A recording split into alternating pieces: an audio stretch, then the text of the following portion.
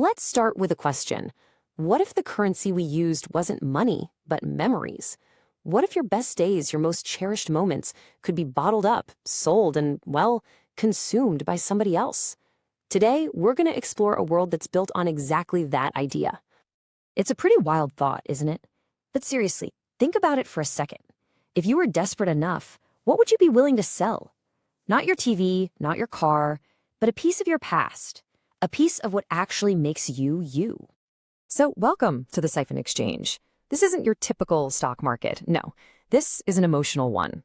This is a place that smells like ozone and despair, where feelings are just commodities. They're traded to cover debts, to buy a meal, or, just to survive another day. And this is the real risk. This is the end game.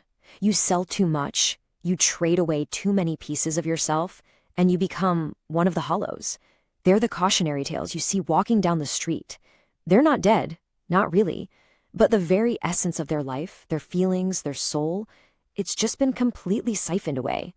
Their eyes look like dirty windows. And that brings us to our protagonist, Elias. He's standing right on that edge. He's not a hollow, but he's getting dangerously close. The landlord wants his rent by sunset, and Elias is running out of options and time.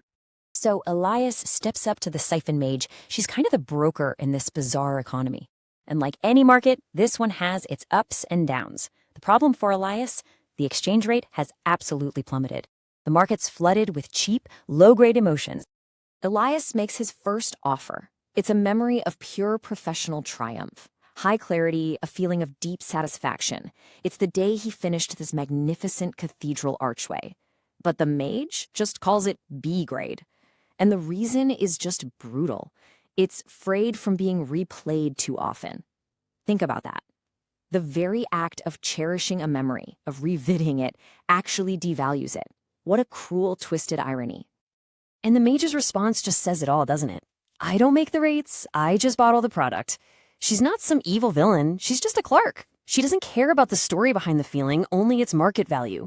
She's a bottler of human experience. Just when it looks like it's all over for Elias, the mage's scanner picks something else up, something hidden away, deep storage, something he hasn't touched in a long time.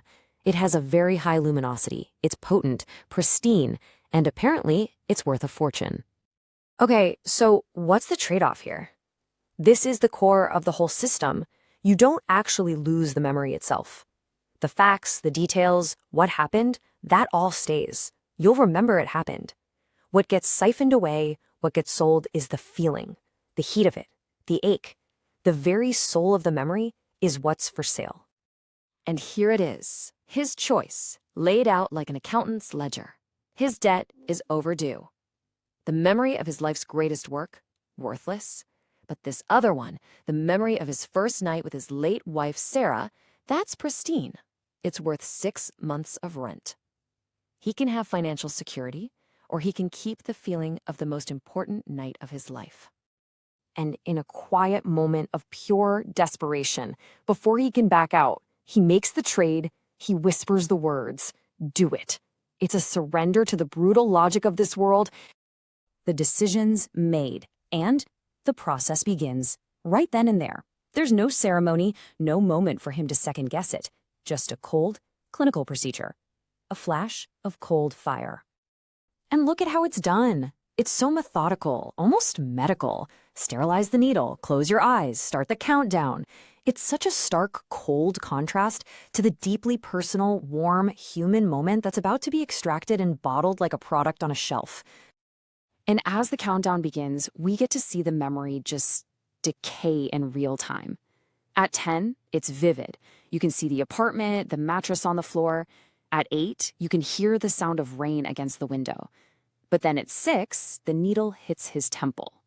By 4, that beautiful sound of rain is just static.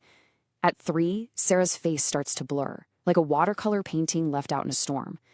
And then 1. A final, simple click. It's gone. Elias opens his eyes. The feeling is strange.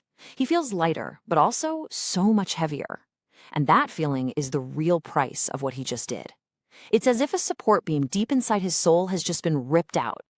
And for the mage, it's just another transaction. Pleasure doing business, Mr. Thorne.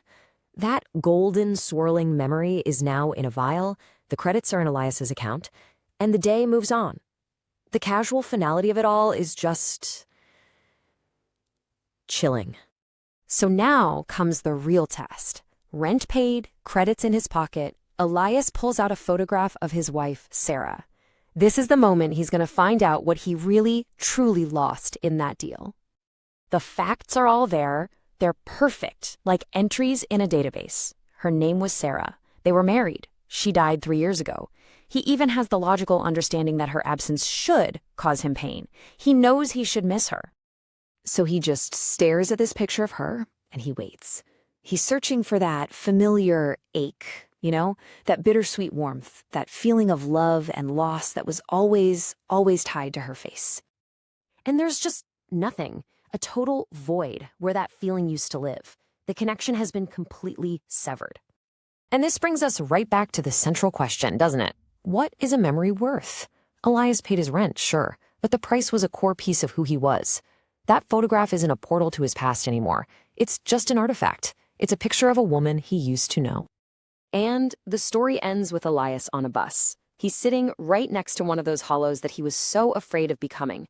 He hears the rain outside, the same sound from the memory he just sold, and it doesn't trigger nostalgia or love. It just makes him feel incredibly, perfectly empty.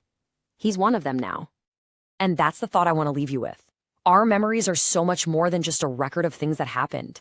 They are the emotional bedrock of our entire identity. And it really makes you think, if you strip away the feeling, what's even left? Are we all just a collection of facts? When we forget how we felt, who do we become?